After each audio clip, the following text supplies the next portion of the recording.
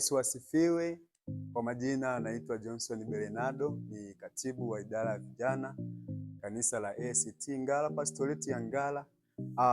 Niko mahali hapa kukukaribisha katika ibada ya vijana inayofanyika kila siku ya Alhamisi kuanzia saa 10:30 jioni.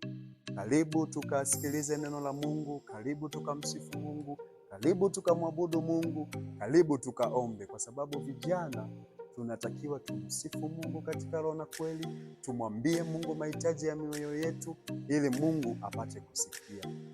Niwakaribishe pia makanisa jirani, kanisa la Pefa, kanisa la Mito ya Baraka, kanisa la PAG pamoja na FPST pamoja na kanisa la Anglikana. Nyote mnakaribishwa, karibu tukamwabudu Mungu, karibu tukamsifu Mungu, na Mungu akubariki.